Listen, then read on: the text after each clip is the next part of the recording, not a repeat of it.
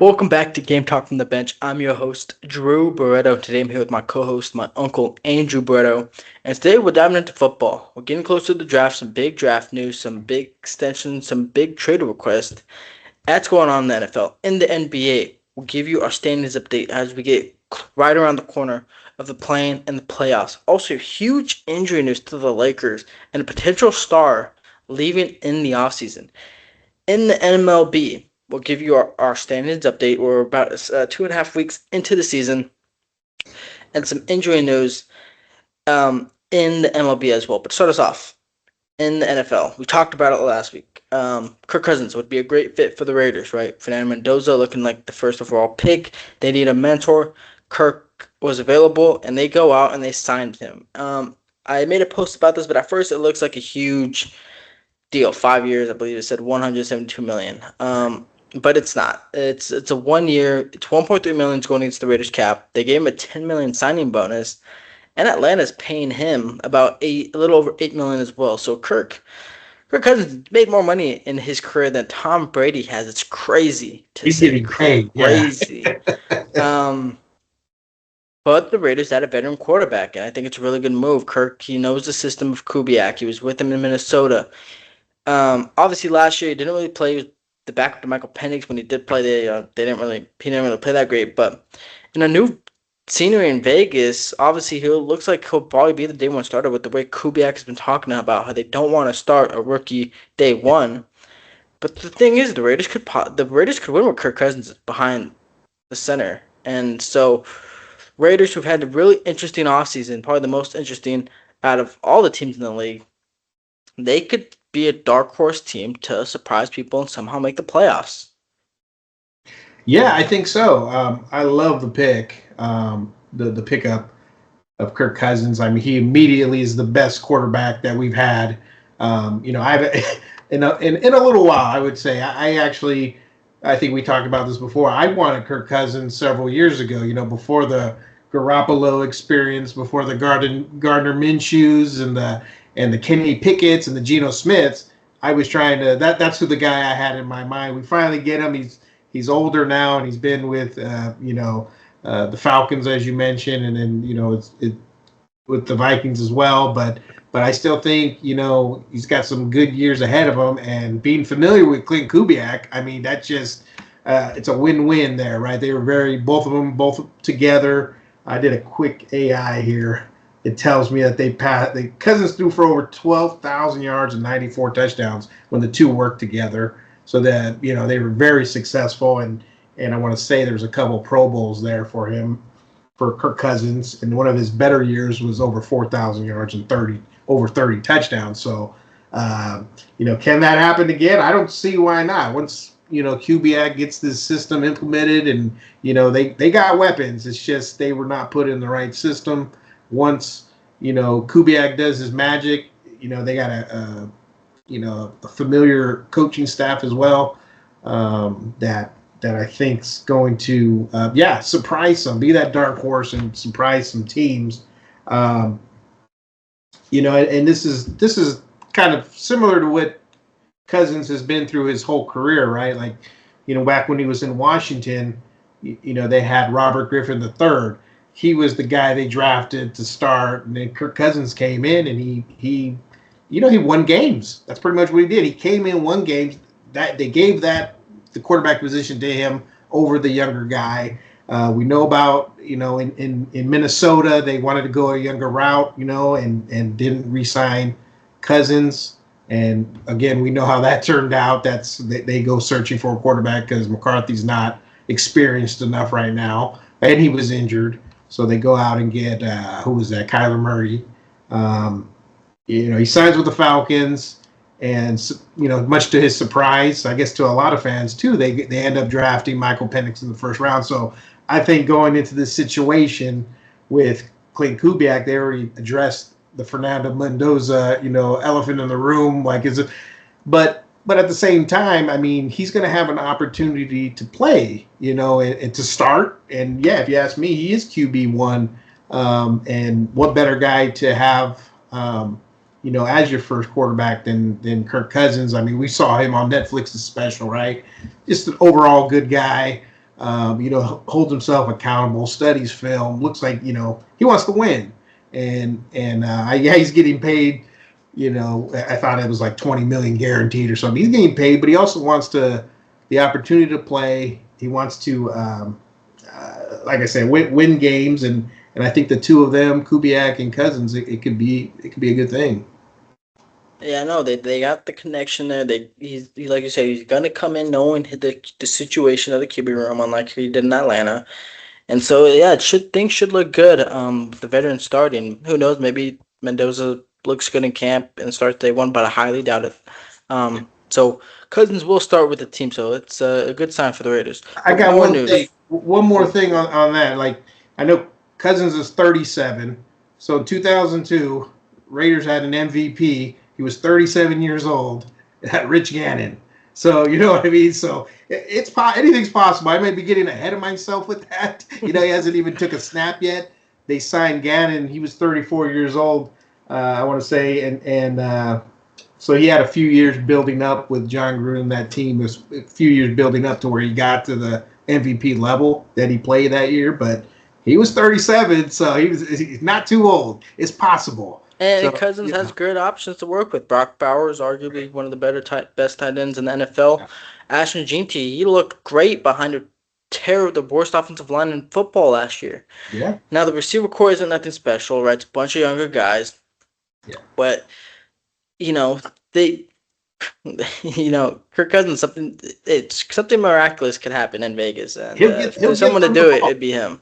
Yeah, he'll get them the ball, and with the different schemes that Clint Kubiak and his offense puts together, yeah, I see good things, and I do see them, going from last to competing and being that dark horse we just don't know. I mean, we've seen so many changes in the NFL, right? We talked about the Bears going from last to first, and there was a lot more that I'm drawing blanks on right now, but there was a lot of rookie coaches that were successful in 1 to 2 years. Mike McDonald as well, winning the Super Bowl, right? He's only a couple years head coaching himself. So, yeah, I have a lot of faith in what the Raiders are doing right now, and I haven't been able to say that in a very long time. I mean, I did not like all the quarterbacks that they selected. They chose the Kenny Pickett's, the Geno Smiths, the Garoppolos. Yeah, that was tough to watch. It's been some bad football, but things are turning around, I would say. Most definitely, yes, they are. More news in the NFL. Stephon Gilmore, five-time Pro Bowler. Um, he's retiring. He's retiring. The two-time All-Pro after 13 seasons, he's retiring. And what a cornerback he was. He started off his career with the Bills, was then on the Patriots, won Defensive Player of the Year with the Patriots in 2019. I mean, he was a lockdown corner. Um, but after 13 years, he's calling it a quit. He's calling it quits, and I think don't know if it's hard to say he's Defensive Player of the Year, Super Bowl champion. Does that get him the golden jacket? Who knows? I think he's got a good case for it though. I mean, he was incredible. Became a little bit of a journeyman at the end of his career. But like I said, he was in his prime, the best corner in the league for New England, and like I said, now he's hanging it up. Yeah, just all good things coming to an end. But yeah, he was, he was that main guy quarterback stayed away from, and because he's bound to make a play, and yeah, he's got a resume that it could be something, maybe not like a first ballot kind of thing, but I mean it could get in the future. There's a long waiting list to get into the Hall of Fame. I mean there's a couple guys who have multiple Super Bowl rings that I can think of right now for the Raiders. Anyways, Jim Plunkett, not Yeah. not in the Hall of Fame, so yeah, I mean, I could see eventually one day, his name being on that ballot, but yeah, it's just great career and good for him. Now goes on to his next venture.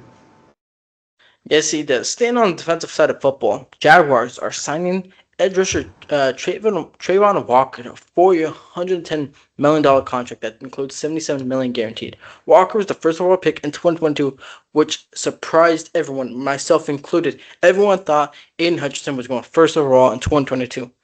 However, the Jaguars said, "Hey, we're going with Trayvon Walker, I believe out of Ohio State, no, out of Georgia. Could be wrong, one of those two. Um, and everyone thought it was the wrong move. They didn't even think Walker was a top 10 pick. Hutchinson would go with the next pick to the Lions, and in the first 2 years, you didn't hear a word about this guy. Right. Walker was not a name to be talked about. Yeah, he was starting and playing for the Jags, but he wasn't doing much. Hmm. Um, but these past 2 seasons, he's put up double-digit sacks, and he's starting to look like the first overall pick that he was. It's crazy to say 4 years ago, and now he gets himself the big extension. He's only 25. Keeps him paired with his teammate Josh Hines Allen. So Jacksonville gets to keep the edge rushing duo. And Walker, he gets the money he had to work hard for, especially like I said, after being the number one overall pick, not looking like it at first, and now showing like, hey, you drafted me to do this, and I'm able to do it, and now he gets his payday. Yeah, he gets his payday, and coming off of a strong year. So it's good to see, and especially if you have like players on your team who ex teammates. That's just something that makes going to work better, I guess. But yeah, no, that's great for him, and now he's got his work cut out for him now. Yeah, he does. He's gotta prove that that contract was is worth their while, especially after losing some key players like Travis Etienne in free agency. More news though. Dexter on the defense side, Dexter Lawrence, star defensive tackle for the Giants. He requested trade. All pro defensive tackle, and it's strange because he'd gotten a deal a few years ago. Right, they signed right here. They signed a 4-year, $90 million extension in 2023. However, last year he's 28, but last year he was not good whatsoever. I mean, like I said, he's all pro talent, but last year was not that great. Obviously, the Giants haven't been winning, but for him to go out, request a trade, and he wants to sign an extension of getting $30 million a year. I believe that's more than Max Crosby. And Dexter Lawrence is nowhere close to Max Crosby. And I get it. Defensive tackles, they're a huge position, especially when you're a great one, like guys like Chris Jones. But Dexter Lawrence, to me, I mean, like I said, he's great. But coming off of his production from last year, for him to go out and request a trade and more money, that's just outrageous to me. Yeah, am I reading this right? Does he have half a sack last year, 2025 regular season I stats? believe you're reading that right. Yes. What the? Yeah, and I saw you mentioned his contract. I'm just like, yeah, if anything, the Giants should be looking at what can we get anybody for this guy, or maybe possibly work a trade or something. Because yeah, that would be an example of not carrying your weight, and not the return on your investment there is not equaling out, right? So for you to already request a trade, and who knows what went on, but yeah, I'm looking at it too. 14 tackles, half a sack. Yeah, I don't know those numbers. Can't believe this is.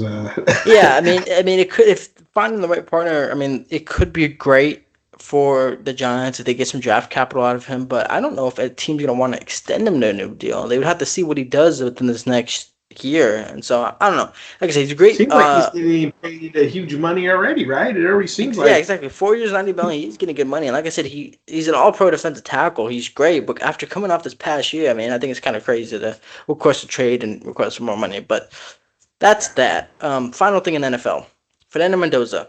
He will not be attending the NFL draft. He's going to stay in Miami with his family.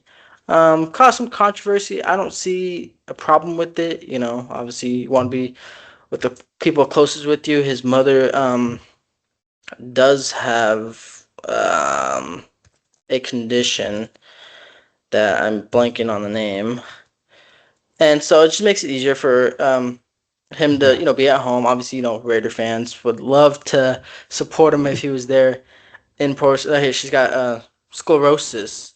Um, And so I think that he's making it easier for his family, be around his community that he grew up in and got him to where he is today. Right. And so, yeah, unfortunately, if any Raider fans are going to the draft, most will not see Fernando Mendoza at the draft, but that's okay. As long as they draft him, that's all that matters. Yeah, and I don't see a big deal out of this. Of course, being the number one pick, the NFL, for all those reasons you mentioned, people going to the draft. I think it's in Pittsburgh, so you'll draw more attention, more ticket sales, more everything if the number one pick is walking down the aisle there, meeting the commissioner. But I have no problem with it. He's a family guy. I mean, you saw his Heisman speech. This guy. He wants to be at home with his mom, his dad, his close family, and yeah, I don't blame him. That's the type of person he is. Is a good choice. And who else is like that? Kirk Cousins as well. He's probably you like. I'm gonna bring up that Netflix special again. He's all about family. And I think the two of them together, I think it's going to work out just fine. So good for him. Not buying into all the um, hype of the draft and you must be there and um, yeah, it's a great moment, but I understand you want to be able to walk that. It's like walking the stage after you graduate or something, right? But Yeah, at the same yeah. time, I'm like, I listen, you're doing just fine. I think Baker Mayfield, he wasn't he was not there. There's some other guys that I was seeing the list of that did not first picks that did not didn't intend the draft anyway. So Yeah. I think no big deal. So have a good time on your Mendoza. Yeah, no big deal. No, there's no better place than your own couch. So that is that. Moving on to the NBA, though. We're getting down to the wire. Rarely down to the wire. We are 79 games in. About 2 to 3 games left. Right. And seeds are basically finalized. In the East, Pistons have locked down the number one or the first seed in the Eastern Conference, and that's just what great job by them. Losing Kate Cunningham, which I'll talk about Kate Cunningham. Losing Kate Cunningham and maintaining their lead over the Celtics. I mean, that's just a phenomenal basketball team right there. In the second seed, Celtics, they have a 2-game lead. Well, they're technically 3 games ahead of the Knicks. So Celtics will most likely finish the second seed, going into the playoffs healthy with Jason Tatum and Jaylen Brown. Knicks are the third seed. They're 51-28. Cavs, although could jump into that third seed with the remaining games left, depending on how the Knicks play. Cavs are 50-29. Hawks are 45-34. They are the fifth seed, followed by the Raptors who are 43-35. 76ers who are 43-36. Hornets 43-36, Magic 43-36, and then the Heat round out the play-in at 41-37. Going back to Kate Cunningham, collapse long. I talked about this before. They got to change that 65 rule thing. They have to change the 65 game rule because collapse like there's nothing he could do about it. If it's a big injury, players can't. There's nothing they could do about it. They're not load managing. I mean, we'll talk about another guy who's out with injury and is gonna not make that requirement. But Cade Cunningham has been playing all year. Gets hit with something that is not. He's trying to come back as fast as he can, but it's a serious problem, and he's got to take the time for recovery. And I think the 65 game rule, it's dumb. Wembanyama's first 2 years didn't reach that, and yet his stats from his rookie and his second year will tell you that he should have been, all poly, all defense, all star, this and that, all these awards, but he doesn't get in that thing because he doesn't reach this dumb 65 game rule. And they got to find some compromise, or they either get rid of it or find some compromise because I just think it's, it's the second time I've said it's outrageous. It's Yeah, back outrageous. and they had to put that whole load management or whatever because a lot of the players were sitting out. I mean, it became a huge thing where it might have even been the San Antonio Spurs where he would sit out Tim Duncan and Ginobili and Parker, and it just kind of grew on from there, I would say, and so now to avoid that, they're putting this thing you have to play so many games, and yeah, no, I agree. It's like it's not his fault what happened to him. It's different opposed to Shea Gilgeous saying I'm tired tonight, or not even tired, just like coach says, hey, take the night off, where all these people end up paying big money, right, to go see him play. and instead you're seeing not even Alex Caruso. These like OKC's got. They've been dealing with a lot of injuries as well, in addition to load management. Um, but yeah, that's. I'm sure he wants to be there. Unfortunately, he's not able to. But he was on an MVP type season, and who knows? He may very well be. I'm looking at the standings like you're saying, and I don't know anybody right now that off the top of my head. I mean, there's obviously you got Jaylen Brown. Jaylen Brown prior to Tatum coming back, he's going to get the MVP votes. He's got them second place, 53 and 25. You know, Knicks, Jalen Brunson. So there's going to be some guys there, but I agree. Who knows? Cunningham may still pull it off, but or he's not qualified. Is that what you said? I don't think he's qualified. No, he's not really? qualified. Oh, Yeah, that's the brutal part. Like, he's having an MVP year and he's not going to be qualified for it because he got an injury or it's not even really an injury, just a condition that he got, and there's nothing he could do about it.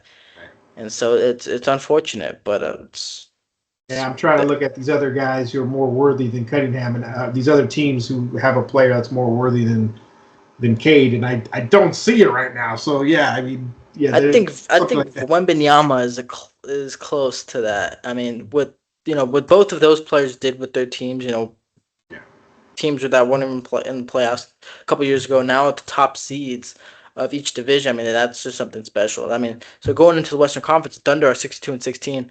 The Spurs are 2.5 games behind them. And there's a shot.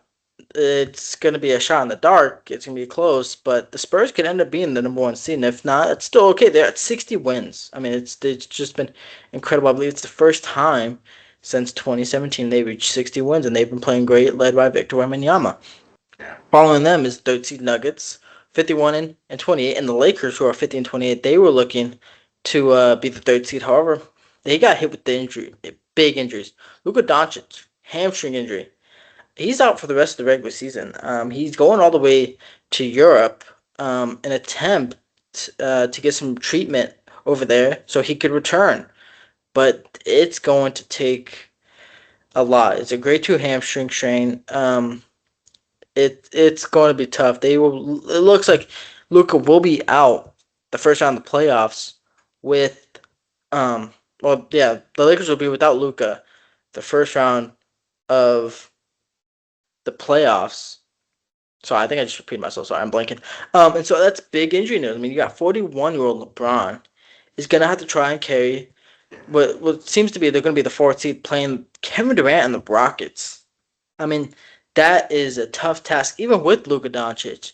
And if you be without Luka and potentially without Austin Reaves, it is going to be very tough for the Lakers to move on in the playoffs. Yeah, it's not happening. I agree with you. I just think no Luka. Luka's the guy he was himself on an MVP run there. I know he's got a lot of injuries too. I don't know if he meets the criteria for MVP, but he was the main guy, obviously, with LeBron aging and him not playing as many games, and Luka, Austin Reaves, those guys there. They were the main ones that got them to this 4th seed where they're at right now. So if you have one of the best players in the NBA not playing, I just don't see it. Them getting past the Rockets, who, they're kind of hot right now. They won 6 in a row.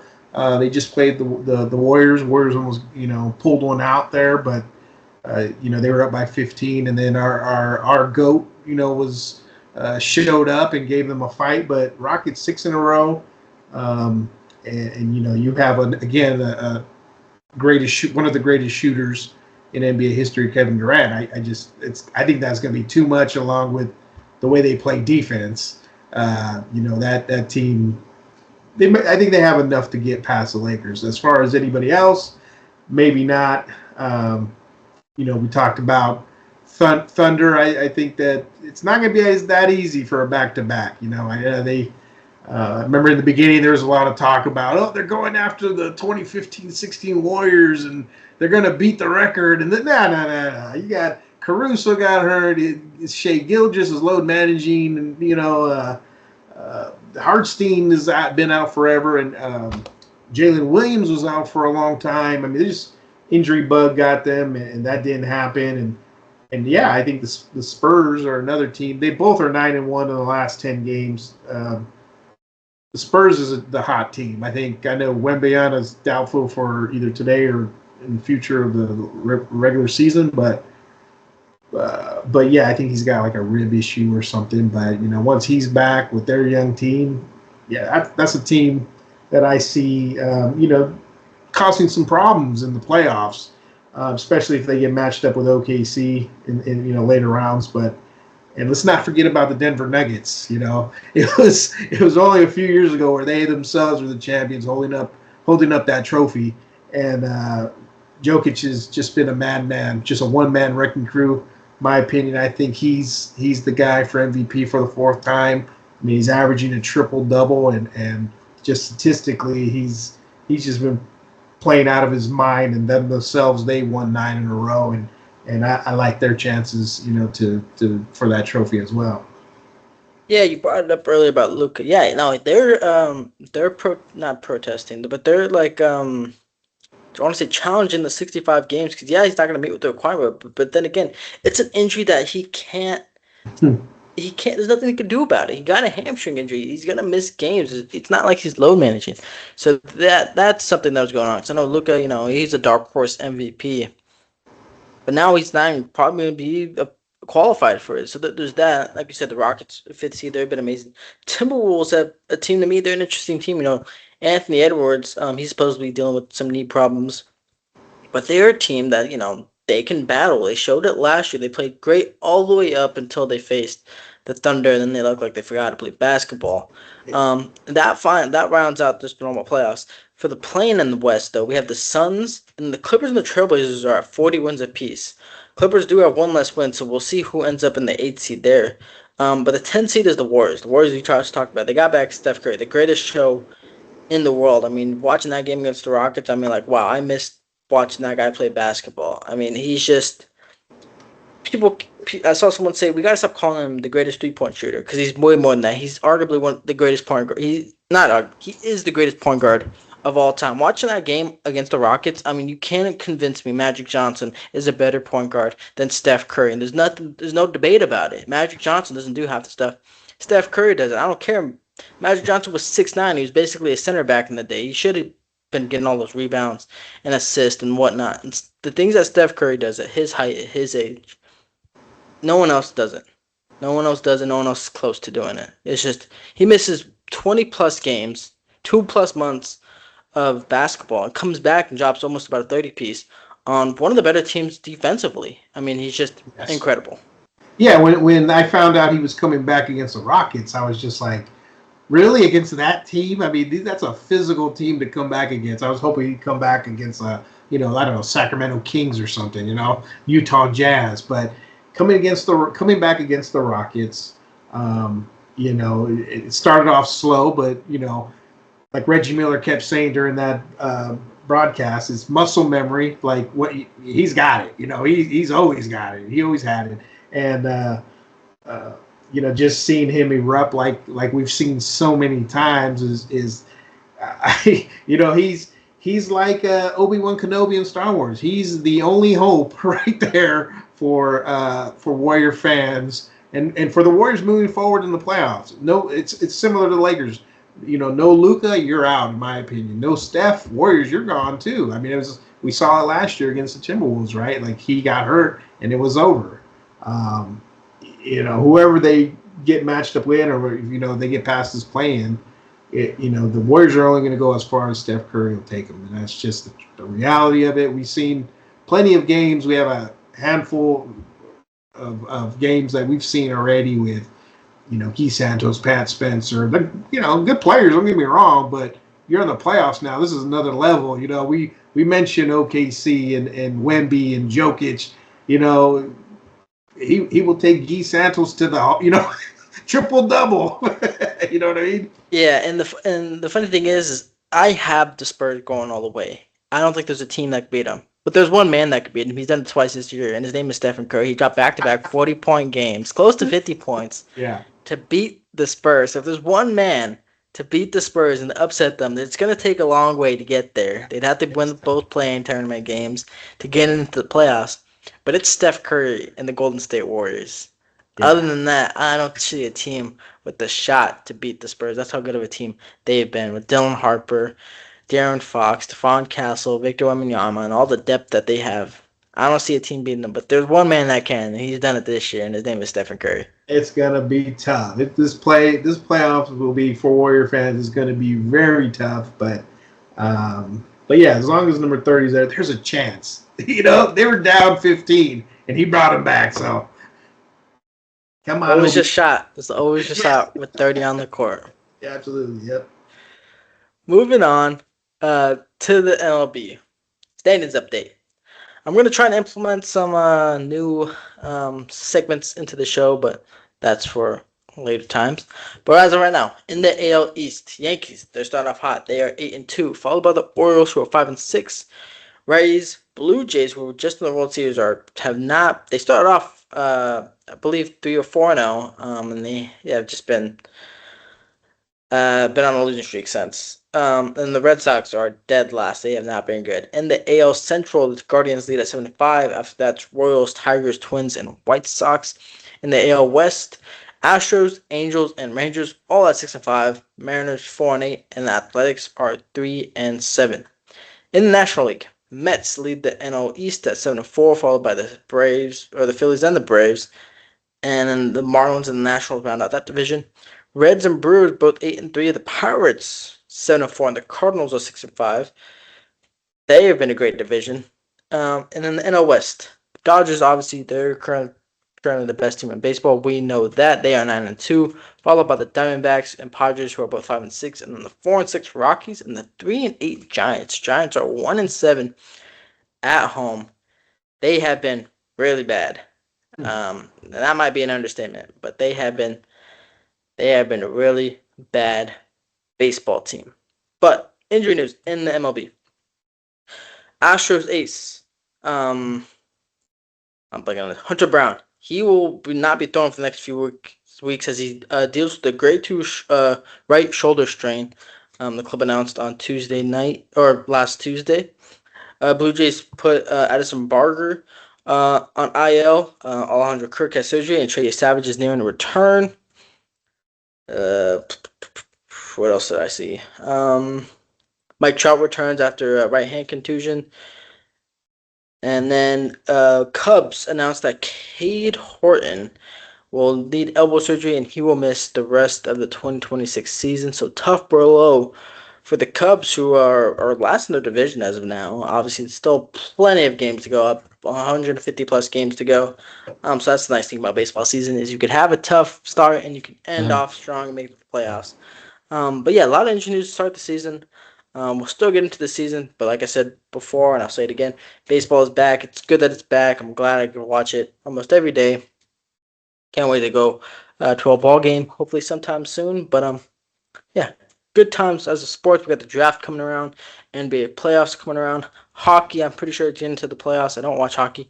Almost forgot to announce it. Michigan beats UConn for the March Madness championship. There's that. I know the WNBA had the expansion draft. I believe they have 2 new teams in their league.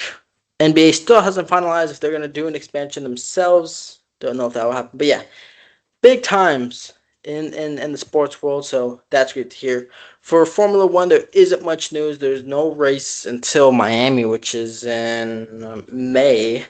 So still, I believe, a month out from that race. No news since.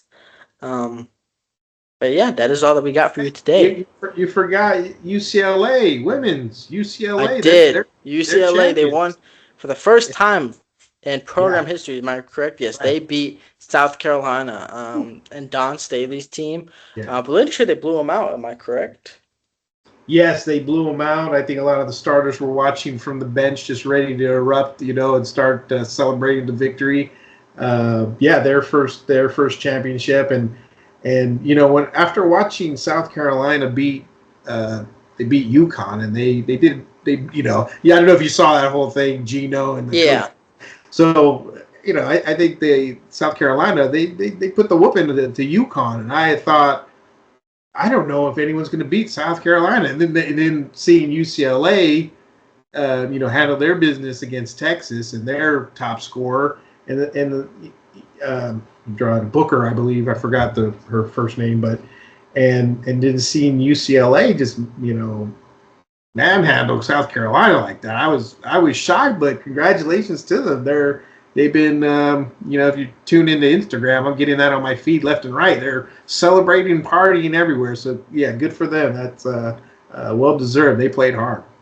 Yes, they did. Yeah, they beat South Carolina, a team that seems like they're always in the national Yeah. championship game. Don Taylor, obviously, all-time coach, and yeah. So, like I said, great time in the sports world. But that's all that we got for you guys today. So I want to thank you all for tuning in. I'd like to thank my co-host for joining me today. Don't forget we get episodes out every Wednesday. We also get posts following that. We're on Instagram, YouTube, TikTok, and Spotify. Um, One last time, thank you all for tuning in. And until next time, stay ready.